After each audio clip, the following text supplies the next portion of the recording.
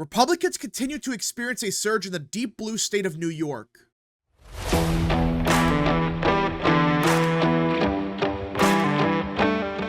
What is up, people of the internet? It is me, Real American, back in with a new video, and today it is time to talk about the 2024 presidential election because everyone, it appears that something is brewing in the state of New York. Yeah, that's right. One of the most Democrat states in the country. You know, a state that hasn't voted Republican, at least at the presidential level, since Reagan. Hell, a Republican hasn't come that close to winning New York since Reagan. It's been a Democrat state through and through. Democrats have dominated up and down the ballot for 40 plus years.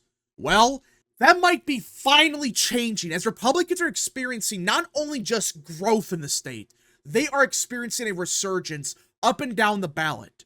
Now, before we continue with today's video, I hope you enjoy these type of videos. If you do, smash the like button down below, subscribe, share with your friends, hit that little bell, follow the social media accounts in the description down below, and of course, join the channel today. Again, folks, all support is greatly appreciated, and yeah. Now, I do want to be clear that I am not saying that Trump is going to win New York or anything like that. No one should expect that. But by virtually every single metric we have as of now, again, it's as of now, things could theoretically change. This will be a much closer race than it was back in 2016 and back in 2020. Hell, more than likely, this will be the smallest margin of victory Democrats have gotten in New York in the past 30 years, at least at the presidential level. Obviously, we saw what happened in 2022 with Zeldin. He almost won. Hell, Republicans back in the 90s, they did win the governorship. But at least at the presidential level, Republicans have had no success here. None. They have been getting crushed by 20 plus points for 30 years now. Well, look at the polling. And I understand that polling isn't everything. People gotta understand that polling can change. You know, we're 6 months out from the election. Absolutely, I agree with that. But at some point, you gotta look at what's happening here and realize, okay, this isn't a fluke. Now, there's only been one pollster that's been polling the state consistently, Siena. And look at the recent polling. Biden plus 9. But you notice every single poll from Siena, except 2 of them, were within 13 points. Since the middle of 2023, they've been polling the state virtually every single month. And they've been finding a consistent trend. Biden is doing 10 to 15 points worse in New York. Remember, he won the state by 23 back in 2020. Right now, he's up by 9 points. Yeah, that's it. 9. You would expect that type of polling lead for a Democrat in a state like Minnesota, New Mexico, Colorado, Virginia. You know, Democrat states that Democrats more than likely will win, but it will be closer. This is New York. This is a state that's been D plus 20 or more for 20 years, 20, 30 years. It's been super Democrat. But what's happening in New York, it's gotten so bad there that even the voters in the state, they're realizing we made a mistake. And they are bailing from Biden in droves. You don't go from winning the state by 23 in 2020 to maybe not even cracking double digits. He might not crack 10%. That's how pathetic of a performance we're talking about. A 13 to 15 point shift in New York. I understand that this is one pollster, Siena College. They can have some bizarre results here and there. I understand that, all right? It's one pollster, who knows? But they've been polling the state consistently throughout the year. And they're finding Biden is barely cracking 10%, if he even is cracking 10%. There are 2 polls that they had where he was at plus 20. Outside of those 2 polls, which look like outliers, obviously, Biden's barely cracking a 10-point lead. Hell, he has cracked 50% twice. In a state that he won with 61% of the vote, he can't even crack 50%. He's at best cracking 50%. That's best case scenario. But that was back in 2023. In this year alone, his best performance was 48% of the vote. Yeah, 48%, a 13-point drop-off from 2020, just as vote share. Now, many people have excused that as well. There's a lot of undecideds. Obviously, they're going to break for Biden, which, okay, yeah, these voters are probably going to lean Democrat. The problem is, Trump right now has already surpassed his vote share from 2020, if you believe the polling. The latest Siena poll has him at 38%. He got 37.8% in 2020. Even the other polls from Siena from other months, they have him at 37, 36%. That means Trump has no base problems right now, while Biden has significant base problems. So either way, even if these are Democrat-leaning voters, you have to assume Trump is going to win some kind of undecided vote. It would be impossible for Biden to win every single undecided, especially if someone like RFK's on the ballot. Plus, Trump's already surpassing his vote share. So even if the theory is true that, oh, well, every single undecided is going to break for Biden, Trump would still be doing better than he was back in 2020.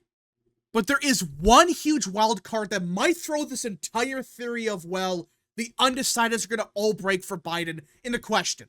In fact, you might argue this polling might be understating Trump even a little bit, which I know sounds crazy, but let's go back to 2020. Now, Siena only had one poll out of New York in 2020. But notice something very odd about it. They had Biden winning by 32. Trump ended up winning by 23. A 9-point miss. But the key part is, look at Biden's vote share. They nailed it. They said he was going to get 61% of the vote. He ended up with 61% of the vote. The miss came in Trump's vote share. They understated Trump by 9 points. They said he's getting 29% of the vote. He ended up with just under 38%. Yeah. The same pollster. They had Trump at 29%. He ended up at 38%. Now, you might be saying to yourself, well, that might be a fluke. Maybe the polling in New York in 2020, it was off, but, well, 2022, it was spot on, was it? Not really. At least from Siena. Notice the same pattern occurred? They nailed Kathy Hochul's number. She got 53% of the vote. They predicted anywhere from 52 to 53%. The problem? They claimed in their last poll, Zeldin was only at 41%. He ended up at 47% of the vote. A 6-point miss. Hell, even the Senate race that occurred that same year, and this is kind of a bizarre situation, I understand that, but the same thing happened. Pinion was at 36% of the vote, but he ended up with 43%. Chuck Schumer, they said 55 to 56%. He ended up at 56% of the vote. Now, some of you might be saying, well, that's only one pollster. Like, yeah, Siena's the only one polling New York, but surely the polling in New York with every other pollster included was much more accurate, which it was, yeah. But even in 2022, they understated Pinion by around 4 points. For the governorship, let's see here. Same thing. They understated Zeldin by about a point. Yeah. The state of New York has its own history of understating Republicans. Is it as bad as, say, Wisconsin polling? Obviously, no. But there's a trend here. The polling understates, at least from Siena, has understated Republican vote shares in recent years by a couple points. Now, you might be saying, oh, well, that's just the polling. Surely this is a complete fluke and the polling's all wrong. Well, voter registration data proves otherwise. Since 2020, Democrats have lost 410,000 voters. Republicans in the same time frame have lost only 50,000 Republicans. That's a net loss for Democrats of 350,000 voters. And voter registration data, it's not perfect either. I understand that because, you know, there's a lot of Democrats that vote Republican in New York. Fine. But you look at every metric. You look at the economy of New York. You look at the crime situation, the favorability of Biden. I mean, his numbers in New York are so bad that it's only slightly better favorability-wise than Trump's. Trump's favorability ratings in New York is like 39% or like 38%. It's one of the two. Biden's is like 42%. And his approval is like 45%. For a Democrat in New York, that's pathetic.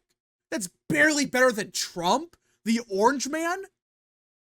There are so many problems for Democrats in the state of New York, but in my opinion, there is one reason in particular Republicans are experiencing a surge in New York, and I truly believe it. I don't think it's going to be within 5 points in 2024, but I do think we're going to see a big shift in New York, and there's one reason.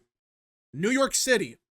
New York City for years has been the reason why Republicans haven't been able to win. Yeah, it's also because they do pathetic in Long Island and they don't do good enough in upstate New York, but let's face it. Them getting crushed by 60 points in the city of New York is the main reason for why usually they're never competitive in any statewide race in New York. Because if you lose New York City by 60 points or 70 points or whatever, there's no pathway to win. You can win all of upstate New York, run it up in Long Island, but if you don't have virtually perfect results everywhere else, you need to win basically every single voter outside of the city. And you might have a chance at winning. But in recent years, this massive lead that Democrats have built up in the city, it's been slowly going down, especially under Trump. Because in 2020, look at the swing map in New York City. Look at this. He did better in 4 of the 5 boroughs. In the 5th one, he did basically the same as he did in 2016. It was 0.2 point shift in Staten Island. That's it. Every other borough, he shifted Republican, despite the rest of the state making a big shift to the left, which there's a multitude of reasons for why this occurred, but that's not important. What's important is Trump did way better in New York City. And I believe in 2024, he's going to do way better in the city. In fact, he might have the best performance of any Republican since probably Reagan. And I know that sounds crazy, but hear me out for a second. Demographically speaking, New York City's perfect for Trump. There's a huge white working class population, obviously, but the biggest part of New York that gives Trump, I would say, some kind of hope to doing way better in is the Hispanic and African American vote. Now, just because I say that doesn't mean that I think they're going to shift 50 points Republican, all right? I don't believe that theory. I don't believe Brexit is going to happen. But let's just say, okay, both of those demographics shift 10 points Republican. Let's just assume that occurs. If that does in fact happen in a city like New York, that would be a devastating blow to Democrats. It would be. They would do horrific in the city of New York. You might argue it might be the first time since the 80s that a Republican cracked 30% in the city of New York. If that occurred, I'm not saying it will, but let's just assume Trump somehow does 10 to 15 points better with those groups, especially African Americans and Hispanics. If that does occur, it's possible. You could also throw in Asians, but you get the point that if he's doing that much better with those voters, that's going to be a huge impact. And take a guess what happens to the rest of the state. Margin-wise, it would be a lot closer. And I assume that he's going to do a lot better in a place like Suffolk County. I really believe it. The fact that Zeldin got, 58% of the vote in, and I know this is part of the state, fine. But do you really think Zeldin's going to do 15 points better than Trump in 2024? I don't think so. I think Trump will do pretty damn well in Suffolk, and I think he will barely lose Nassau, which he lost by 10 points in 2020, but if you lose it by 2 points, that's still an 8-point shift to the right. And the more you look at this, you realize, yeah, there's a lot of room to grow in New York. Hell, upstate New York. Look at these counties. Look at St. Lawrence. This is a rural county in upstate New York. Trump got 54% of the vote in.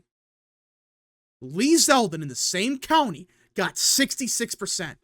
Places like Jefferson, he got 71%. Trump barely cracked 58%. You combine what's happening in New York City, what's happening in Long Island, and hell, the fact that upstate New York there are a lot of votes for Republicans up here. This margin of victory, potentially for Biden, might not seem crazy at all. But anyways, folks, thank you so much for watching. If you guys did enjoy this video, smash the like button down below, subscribe, share with your friends, hit that little bell, follow the social media accounts in the description down below, and of course, join the channel today. Godspeed to all of you.